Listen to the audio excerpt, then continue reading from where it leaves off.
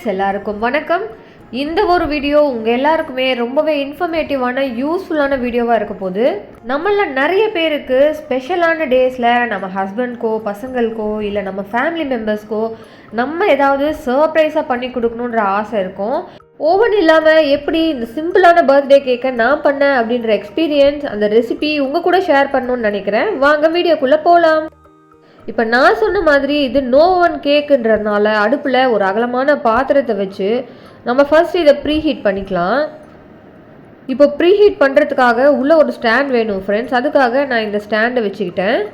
இப்போ இந்த ஸ்டாண்டை இதுக்குள்ளே வச்சுட்டு இந்த பாத்திரத்தை நம்ம ப்ரீ ஹீட் பண்ணிக்கலாம். இது ஒரு 15 மினிட்ஸ் ப்ரீ ஹீட் ஆகணும் ஃப்ரெண்ட்ஸ். அந்த நேரத்தை நம்ம வேஸ்ட் பண்ணாமல் இந்த கேக் பேஸ் பண்ணுறதுக்கான பேட்டர் ரெடி பண்ணிக்கலாம். இந்த பேட்டர் ரெடி பண்ணுறதுக்காக நான் ஒரு அகலமான பாத்திரம் எடுத்துக்கிட்டேன். இதில் ஒரு 1.5 கப் மைதா எடுத்துக்கிட்டேன். இப்போ ஃபர்ஸ்ட்டு நம்ம ட்ரை இன்க்ரீடியன்ட்ஸ் எல்லாமே சலித்து எடுத்துக்கலாம். இப்போ ஒரு சல்லடையில் நான் இங்கே 1.5 கப் மைதா எடுத்திருக்கேன். 1 டேபிள் ஸ்பூன் பேக்கிங் பவுடர் எடுத்துக்கிட்டேன். 1/2 டேபிள் ஸ்பூன் பேக்கிங் சோடாவும் எடுத்துக்கிறேன் ஃப்ரெண்ட்ஸ். ஸோ இப்போ இந்த ட்ரை இன்க்ரீடியன்ட்ஸ் எல்லாமே நல்லா சலித்து எடுத்துக்கலாம். இப்போ நான் சேம் டே கப் கேக்கும் பண்ணதுனால இதே பேட்டரை யூஸ் பண்ணி நான் கப் கேக் பண்ணிக்கிட்டேன். இன்பிட்வீன் நான் இந்த கேக்கை சாக்லேட் கேக்காக மாற்றிட்டேன் ஃப்ரெண்ட்ஸ். அது எப்படி மாற்றினேன்றதை நான் உங்களுக்கு சொல்கிறேன். இப்போ இந்த ட்ரை இன்க்ரீடியன்ட்ஸ் எல்லாம் நான் சொன்ன மாதிரி நல்லா சலித்து எடுத்துக்கிட்டேன். இப்போ இந்த சலித்து எடுத்துருக்க மாவை நல்லா ஒரு ஸ்பூனால் மிக்ஸ் பண்ணிவிடுங்க. அப்போ தான் இந்த பேக்கிங் சோடா எல்லாத்துலேயும் ஈவனாக ஸ்ப்ரெட் ஆகும். இப்போ இந்த ட்ரை இன்க்ரீடியன்ட்ஸை தனியாக எடுத்துகிட்டு போய் வச்சிடலாம். இப்போது இன்னொரு மிக்சிங் பவுலில் நான் 100 கிராம்ஸ் பட்டர் எடுத்துருக்கேன் ஃப்ரெண்ட்ஸ். இந்த 100 கிராம்ஸ் பட்டரை ரூம் டெம்பரேச்சரில் இருக்கிற மாதிரி பார்த்துக்கோங்க. ஃப்ரிட்ஜில் இருந்து அப்படியே எடுக்காதீங்க. இப்போ இந்த பட்டரை ஒயர் விஸ்க் வச்சு நல்லா பீட் பண்ணிக்கிறேன். இப்போ இந்த பட்டரோடு கூட 1 கப் சுகர் ஆட் பண்ணிக்கிறேன் ஃப்ரெண்ட்ஸ். இந்த சுகர் பட்டர் இதை ரெண்டுத்தையுமே நல்லா அந்த ஹேண்ட் விஸ்கை வச்சு நல்லா மிக்ஸ் பண்ணிக்கிறேன். இந்த ஸ்டேஜில் 2 முட்டையை பிரேக் பண்ணி ஆட் பண்ணிக்கிறேன்.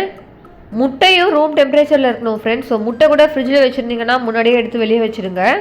இப்போ இந்த முட்டையை இதில் ஆட் பண்ணிவிட்டு நல்லா மிக்ஸ் பண்ணிக்கிறேன். இந்த இடத்துல நான் எலக்ட்ரிக் பீட்டரை எடுத்து பீட் பண்ணிக்கிறேன்.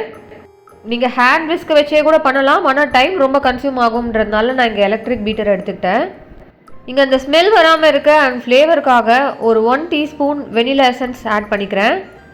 இப்போ இந்த வெனிலா எக்ஸ்ட்ராக்ட் ஆட் பண்ண பிறகு திரும்பி ஒரு தடவை நல்லா மிக்ஸ் பண்ணி விட்டுடுறேன். ஒரு கரெக்டான கன்சிஸ்டன்சி வர வரைக்கும் இதை பீட் பண்ணி எடுத்துக்கிறேன் ஃப்ரெண்ட்ஸ். இப்போ இது நல்லா மிக்ஸ் ஆகிடுச்சு. ஒரு ஸ்பேட்சில் வச்சு ஒரு தடவை கலக்கி விட்டுட்டு நம்ம ட்ரை இன்க்ரீடியன்ட்ஸ் எல்லாமே கொஞ்சம் கொஞ்சமாக பேட்ச் பை பேட்சாக ஆட் பண்ணிவிட்டு இதை மிக்ஸ் பண்ணிக்கிறேன். இப்போ நான் சொன்ன மாதிரி அந்த மைதா அண்ட் ட்ரை இன்க்ரீடியன்ட்ஸை கொஞ்சம் கொஞ்சமாக ஆட் பண்ணிவிட்டு நான் இங்கே மிக்ஸ் பண்ணிகிட்டு இருக்கேன் ஃப்ரெண்ட்ஸ். இப்போ பார்த்தீங்கன்னா எல்லா ஃப்ளோரும் இதில் ஆட் பண்ணியாச்சு. ட்ரை மிக்ஸ் எல்லாமே ஆட் பண்ணியாச்சு. இப்போது முதல்ல விட இப்போ பார்த்தீங்கன்னா கொஞ்சம் பேட்டர் வந்து திக்காக இருக்க மாதிரி இருக்கும். இந்த ஸ்டேஜில் நான் ஒரு 3/4 கப் மில்க் எடுத்திருக்கேன். இந்த 3/4 கப் பாலை நான் இதில் ஆட் பண்ணிக்கிறேன். இப்போ இந்த பால் ஆட் பண்ண பிறகு நல்லா மிக்ஸ் பண்ணிக்கிட்டே இருந்தீங்கன்னா உங்களுக்கு ஒரு சூப்பரான கன்சிஸ்டன்சியில் கேக் பேட்டர் கிடச்சிடும். இப்போ எல்லாத்தையுமே நம்ம நல்லா மிக்ஸ் பண்ண பிறகு பார்த்தீங்கன்னா எவ்வளோ ஸ்மூத்தான ஒரு பேட்டர் கிடச்சிருக்கு பாருங்கள். இதோட டேஸ்ட்டை இன்னும் என்ஹான்ஸ் பண்ணுறதுக்காக நான் இங்கே டியூட்டி ஃப்ரூட்டி எடுத்திருக்கேன் ஃப்ரெண்ட்ஸ். இந்த டியூட்டி ஃப்ரூட்டியில் நான் கொஞ்சமாக மைதா டஸ்ட் பண்ணிவிட்டு இதோட கூட மிக்ஸ் பண்ணிக்கிறேன். இந்த மாதிரி டஸ்ட் பண்ணிவிட்டு ஆட் பண்ணுறதுனால இந்த டியூட்டி ஃப்ரூட்டி எல்லாமே அடியில் போய் செட்டில் ஆகாமல் நம்ம சாப்பிடும்போது அங்கங்கே நமக்கு கிடைக்கும். இவ்வளோ தூரம் வரைக்கும் நான் வெனிலா கேக் தான் பண்ணணுன்ற மாதிரி மைண்ட் செட் பண்ணி வச்சுருந்தேன். இதுலேருந்து பாதி கப் கேக்கும் பண்ணி முடிச்சிட்டேன். கேக்கோட ரெசிபி நான் டிசம்பரில் போஸ்ட் பண்ணுறேன் ஃப்ரெண்ட்ஸ். இந்த மீதி இருந்த அந்த பேட்டரை நான் சாக்லேட் கேக்காக கன்வெர்ட் பண்ணணும் அப்படின்றதுனால இதில் ஒரு 1/4 கப் கொக்கோ பவுடரை ஆட் பண்ணிக்கிட்டேன். இதுலேயே கொஞ்சமாக காஃபி பவுடரை டைல்யூட் பண்ணிவிட்டு மிக்ஸ் பண்ணிக்கிட்டேன். ரெண்டும் ஆட் பண்ண பிறகு என்னோடய பேட்டர் இந்த மாதிரி இருந்துச்சு. இப்போ இந்த சாக்லேட் கேக்கை இன்னுமே கொஞ்சம் என்ஹான்ஸ் பண்ணுறதுக்காக இதில் சாக்கோ சிப்ஸ் ஆட் பண்ணியிருந்தேன். இதில் ஆல்ரெடி நம்ம ஆட் பண்ண டூட்டி ஃப்ரூட்டியும் இருக்குது. இது கூட கொஞ்சம் வால்நட்ஸும் ஆட் பண்ணியிருந்தேன் ஃப்ரெண்ட்ஸ். இது எல்லாத்தையுமே நல்லா மிக்ஸ் பண்ணிவிட்டு அந்த கேக் ட்ரேயில் நான் ட்ரான்ஸ்ஃபர் பண்ணிக்கிட்டேன். இது ரொம்ப கம்மியான குவான்டிட்டின்றதுனால நான் ஒரு சின்ன ட்ரேவே எடுத்துக்கிட்டேன். இதை வந்து கொஞ்சமாக ஆயில் போட்டு ப்ரஷ் வச்சு நல்லா க்ரீஸ் பண்ணி எடுத்துக்கிட்டு ரவுண்டாக கட் பண்ண இந்த பார்ச்மெண்ட் பேப்பரை கீழே விரிச்சிட்டேன் ஃப்ரெண்ட்ஸ். இந்த பட்டர் பேப்பர் இல்லை பார்ச்மெண்ட் பேப்பர் இல்லாதவங்க என்ன பண்ணலான்னா மைதா போட்டு டஸ்ட் பண்ணிக்கலாம். நீங்கள் எந்த ஏரியா வரைக்கும் பேட்டர் போட போகிறீங்கன்னு உங்களுக்கு தெரியுமோ அந்த ஏரியா வரைக்கும் ஃபுல்லாக அந்த மைதா கவர் ஆகிற மாதிரி பார்த்துக்கோங்க. இப்போது அந்த சாக்லேட் பேட்டரை நான் இதில் ஆட் பண்ணிக்கிறேன்.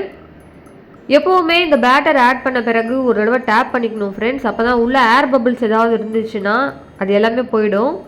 இப்போது நம்ம ப்ரீஹீட் பண்ணி வச்சுருந்த அந்த பாத்திரத்தை ஓப்பன் பண்ணி பார்க்கலாம். இப்போ இந்த பாத்திரத்தில் நான் வச்சு பார்த்தேன் ஃப்ரெண்ட்ஸ், எனக்கு ஹைட் ரொம்பவே இடிச்சுது, மூட முடியல. ஸோ அதனால் நான் ஸ்டாண்டை மாற்றிட்டு இந்த கேக் ட்ரேவை உள்ளே வச்சு க்ளோஸ் பண்ணிட்டேன். இப்போ நம்ம இதை க்ளோஸ் பண்ணிடலாம். இப்போது இது வெந்துட்டுருக்க கேப்பில் நம்ம விப்பிங் க்ரீம் ரெடி பண்ணிக்கலாம். இந்த கேக்குக்கான க்ரீம் ஒரு சிலர் டைரி, நான் டைரி அண்ட் பவுடர் ஃபார்மில் கூட இப்போ மார்க்கெட்டில் கிடைக்குது, அதை வச்சு கூட பண்ணுறாங்க. ஆனால் நான் யூஸ்வலாக பண்ணுறது இந்த நான் டைரி விப்பிங் க்ரீம் தான். இந்த பிராண்ட் தான் நான் யூஸ்வலாக யூஸ் பண்ணுவேன். இப்போ இதிலேருந்து ஒரு 1.25 கப் நான் எடுத்துக்கிட்டேன் ஃப்ரெண்ட்ஸ். இப்போ இதை இந்த எலக்ட்ரிக் பீட்டரை வச்சு நல்லா பீட் பண்ணிட்டேன். இந்த விப்பிங் க்ரீம் நீங்கள் கடையிலேருந்து வாங்கிட்டு வரும்போது நீங்கள் ஃப்ரீசரில் வச்சுக்கோங்க. நீங்கள் விப் பண்ணுறதுக்கு ஒரு 1 hour முன்னாடி ஃப்ரீசர்லேருந்து எடுத்து சில்லரில் வச்சுக்கோங்க. நம்ம எலக்ட்ரிக் பீட்டர் வச்சு பீட் பண்ணும்போது அது ரொம்ப ரூம் டெம்பரேச்சரில் இருக்கக்கூடாது, கொஞ்சம் சில்லுன்னு இந்த பாலெல்லாம் இருக்கும் இல்லையா, அந்த மாதிரி இருக்கணும். இந்த மாதிரி நம்ம கண்டினியூஸாக இதை விப் பண்ணிக்கிட்டே இருக்கணும் ஃப்ரெண்ட்ஸ். நல்லா ஸ்டிஃப் பீக்ஸ் வர வரைக்கும் இதை நம்ம விப் பண்ணணும். நம்ம விப் பண்ணும்பொழுது ஒரு ஸ்டேஜில் நமக்கு சாஃப்ட் பீக்ஸும் வரும். அந்த ஸ்டேஜ் இல்லாமல் இன்னும் கொஞ்சம் நேரம் விப் பண்ணிவிட்டு இந்த மாதிரி ஸ்டிஃப் பீக்ஸ் வர வரைக்கும் விப் பண்ணணும். இந்த விப் பண்ண க்ரீமை நம்ம அப்படியே போய் ஃப்ரிட்ஜில் கொஞ்சம் நேரம் வைக்கும்பொழுது அது இன்னுமே நல்லா செட் ஆகிட்டு நமக்கு ஐசிங் பண்ணும்போது ரொம்பவே நல்லா வரும். அதனால் இதை நம்ம அப்படியே ஃப்ரிட்ஜில் வச்சிடலாம். இப்போ நம்ம கேக் ட்ரேவை வச்சு ஒரு 35 minutes ஆகிடுச்சு. இப்போ எப்படி இருக்குன்னு பார்க்கலாம். இதை நான் ஓப்பன் பண்ணி பார்க்குறேன், குக் ஆகிடுச்சான்னு பார்க்குறதுக்காக இந்த ப்ரிக் டெஸ்ட் பண்ணும் இல்லையா, அந்த மாதிரி பார்க்குறேன். இதை ப்ரிக் பண்ணி பார்க்கும்போது லைட்டாக ஸ்டிக் ஆகுது. ஸோ இதுலேருந்து ஒரு 2 minutes வச்சு நான் இதை எடுத்துட்டேன்.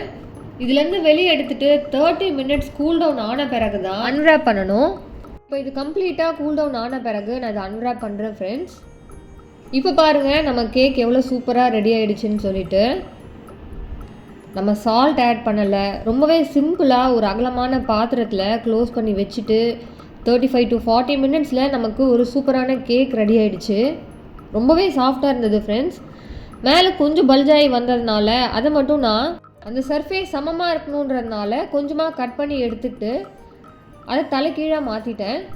இப்போது ஃப்ரிட்ஜிலேருந்து நம்ம விப் பண்ணி வச்சுருந்தா அந்த க்ரீமை தனியாக எடுத்து வச்சுக்கலாம். நீங்கள் கேக் என்ன கலரில் என்ன மாதிரி டிசைன் பண்ண போகிறீங்கன்ற ஐடியாலாம் இருந்துச்சுன்னா இந்த விப்பிங் க்ரீமில் கொஞ்சம் கலரும் மிக்ஸ் பண்ணிவிட்டு நீங்கள் ஃப்ரிட்ஜில் வச்சுட்டா இன்னுமே நல்லாயிருக்கும். கேக்கை டிசைன் பண்ணுறதுக்காக ஃபஸ்ட்டு கொஞ்சமாக க்ரீம் எடுத்துகிட்டு பேஸில் அப்ளை பண்ணிக்கிறேன்.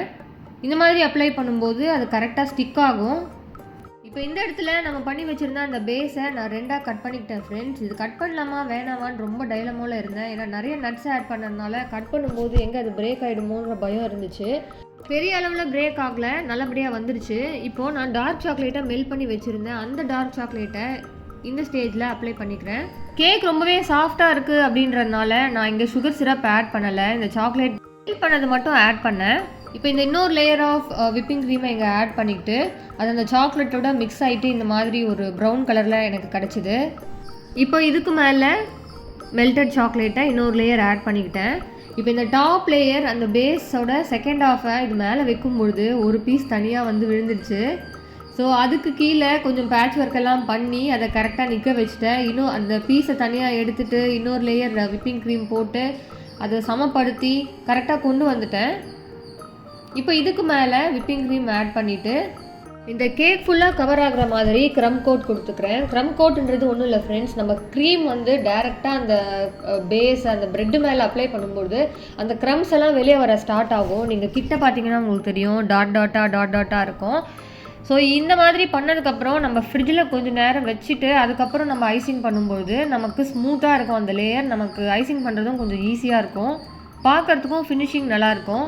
இந்த கேக் பண்ணுறதுக்கு என்னென்ன தேவைன்ற எல்லா இன்க்ரீடியன்ஸும் சொல்லிட்டேன். அதுக்கும் மேலே நமக்கு ரொம்ப நிறைய பேஷன்ஸ் வேணும் ஃப்ரெண்ட்ஸ். நமக்கு பேஷன்ஸ் இல்லைனா இந்த பேக்கிங் பண்ணவே முடியாது. க்ரம் கோட் கொடுத்துட்டு நான் அந்த போர்டை நல்லா தொடச்சிக்கிட்டேன் ஒரு டிஷ்யூ பேப்பர் வச்சுட்டு.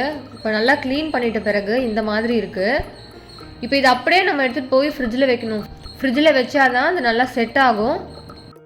இந்த க்ரம் கோட்டே கொடுக்காம கூட ஒரு சிலர் ஐசிங் பண்ணுறாங்க. ஆனால் நமக்கு டைம் இருந்ததுன்னா பெட்டர் க்ரம் கோட் பண்ணிவிட்டு ஐசிங் பண்ணுறது நமக்கு நல்ல ரிசல்ட்டை கொடுக்கும். ஸோ இப்போது நான் என்ன பண்ணிக்கிட்டேன்னா அந்த விப்பிங் க்ரீமில் எனக்கு பர்பிள் கலர் வேணுன்றதுனால கொஞ்சமாக பர்பிள் கலர் மிக்ஸ் பண்ணிக்கிட்டு இதை நல்லா மிக்ஸ் பண்ணிக்கிட்டேன். இதை நான் முன்னாடி நாளே பண்ணி ஃப்ரிட்ஜில் வச்சுருந்தேன்னா நல்ல ரிசல்ட் வந்திருக்கும். ஆனால் நான் இப்போ தான் பர்பிள் கலர் மிக்ஸ் பண்ணியிருக்கேன். இப்போ இதை நான் அந்த பைப்பிங் பேக்கில் ஃபில் பண்ணிக்கிறேன். இந்த பைப்பிங் பேக்கில் ஃபில் பண்ணுறதுக்கு முன்னாடி என்ன டிசைன் போட போகிறோன்ற ஐடியா இருக்கணும் ஃப்ரெண்ட்ஸ். அப்போ தான் நம்ம நாசில் கரெக்டாக சூஸ் பண்ண முடியும். நான் இங்கே ரோசட்ஸ் மாதிரி பண்ண போகிறேன்றதுனால அதுக்கேற்ற மாதிரியான நாசில் சூஸ் பண்ணிக்கிட்டேன். நம்ம க்ரம் கோட் மட்டும்தான் பண்ணி ஃப்ரிட்ஜில் வச்சுருந்தோன்றதுனால அதுக்கு மேலே இன்னும் கொஞ்சம் க்ரீம் ஆட் பண்ணிவிட்டு அந்த டாப் லேயர் போட்டுக்கிட்டேன். இப்போ நான் வீடியோவில் நல்லா ஸ்பீட் பண்ணி காட்டுறேன். பட் இது எல்லாமே ரொம்ப பெரிய ப்ராசஸ், டைம் கன்சியூமிங் ப்ராசஸ். இதெல்லாம் நம்ம நிதானமாக தான் பண்ணி ஆகணும். அண்ட் முக்கியமாக இன்னொரு விஷயம், நான் ஹோம் பேக்கர் இல்லை. நான் இந்த மாதிரி வீடியோஸ் எல்லாம் பார்த்துட்டு என்னோடய ஃப்ரெண்ட்ஸ் 2 பேர் ஹோம் பேக்கர்ஸ் இருக்காங்க. அவங்க கூட கன்சல்ட் பண்ணி அவங்களுடைய டிப்ஸ் எல்லாம் எடுத்துக்கிட்டு எக்ஸ்பெரிமெண்ட் பண்ணி அதுலேருந்து நான் கற்றுக்கிட்ட லெசன்ஸ் லேர்னிங்ஸ் அந்த அவுட்புட்டை தான் உங்ககிட்ட இப்போ நான் காட்டிகிட்டு இருக்கேன். இதுலேருந்து நான் சொல்ல வர்றது, when I can do it, you can also do it. கண்டிப்பாக நீங்களும் ஒரு ட்ரை கொடுங்க, ரொம்பவே சூப்பரான ரிசல்ட் வரும். இப்போ நான் ஆல்ரெடி மிக்ஸ் பண்ணி வச்சுருந்தேன் அந்த பர்பிள் ஷேடை அங்கங்கே கொஞ்சம் டச் பண்ணிவிட்டு இந்த கேக் ஃபுல்லாகவே நான் ஐசிங் பண்ணி எடுத்துக்கிட்டேன். இப்போ கடைசியாக கீழே இருந்த அந்த எக்ஸ்ட்ராஸ் எல்லாமே டிஷ்யூ பேப்பர் வச்சு க்ளீன் பண்ண பிறகு கேக்கோட லுக் இந்த மாதிரி இருக்குது. எனக்கு ரொம்பவே டார்க் ஷேடாக வேணாம் அப்படின்றதுனால நான் ரொம்ப மைல்டாக தான் ஃப்ரெண்ட்ஸ் அந்த பர்பிள் கலர் மிக்ஸ் பண்ணேன். இப்போது நான் மிக்ஸ் பண்ணி வச்சுருந்தேன் அந்த க்ரீமை வச்சு ரோசெட்ஸ் அங்கங்கே ஆட் பண்ணிக்கிட்டேன். பர்பிள் கலர் மிக்ஸ் பண்ணி வச்சுருந்தேன் இல்லையா, அந்த க்ரீமை வச்சு இந்த ரோசெட்ஸ் ஆட் பண்ணிக்கிட்டேன். எனக்குமே இந்த பை பண்ணுறதுன்றது அவ்வளோ பழக்கம் இல்லை. ஸோ நான் என்ன பண்ணுவேன்னா, டைரெக்டாக கேக் மேலே போடுறதுக்கு முன்னாடி ஒரு பிளேட்டில் ஒரு 2 தடவை ப்ராக்டிஸ் பண்ணிவிட்டு அதுக்கப்புறம் தான் இந்த கேக் மேலே போடுவேன். இப்போ அப்படியே இந்த ரொட்டேட்டிங் டேபிளை கொஞ்சம் கொஞ்சமாக ரொட்டேட் பண்ணிவிட்டு இந்த கேக் ஃபுல்லாக கவர் பண்ணிவிட்டேன். அண்ட் கேக்கோட பாட்டமில் ஒரு சிம்பிளான டிசைன் கொடுத்துக்கிட்டேன் ஃப்ரெண்ட்ஸ், அதே நாசில் யூஸ் பண்ணி. இப்போ பார்த்தீங்கன்னா கேக்கோட பாட்டமும் நல்லா பைப் பண்ணி முடிச்சாச்சு. இப்படி தான் இருந்தது கேக்கோட ஃபைனல் லுக். ரொம்ப டார்க்காக வைப்ரண்ட்டான கலர்ஸ் எல்லாம் இல்லாமல் மைல்டாக ரொம்பவே ப்ளசண்ட்டாக இருந்தது அந்த கேக் பார்க்குறதுக்கு. அண்ட் பக்கத்தில் நீங்கள் பார்த்துட்டு இருக்கிறது நான் பண்ணியிருந்த கப் கேக்ஸ் கொஞ்சம் டார்க்காக பண்ணணும் அப்படின்றதுனால அதில் கொஞ்சம் பர்பிள் டிண்ட் எக்ஸ்ட்ரா ஆட் பண்ணிவிட்டு இந்த மெயினான கேக்குக்கு நான் லைட்டான கலர் யூஸ் பண்ணிட்டேன்.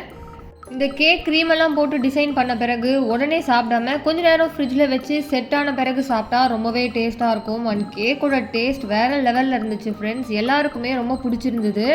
ஸோ கண்டிப்பாக இந்த ரெசிபியை நீங்கள் வீட்டில் ட்ரை பண்ணுங்கள். டேஸ்ட்டு மட்டுமே இல்லாமல் நமக்கு பிடிச்சவங்களுக்காக நம்ம பார்த்து டிசைன் பண்ணி செஞ்ச இந்த கேக் அதை விட சந்தோஷம் வேறு என்ன இருக்கும். ஸோ இந்த ரெசிபி உங்களுக்கு பிடிச்சிருந்துச்சுன்னா லைக், ஷேர் அண்ட் சப்ஸ்கிரைப் பண்ணி ஸ்பைஸ் அப் பை ஸ்வாதி சேனலை சப்போர்ட் பண்ணுங்கள். பாய்.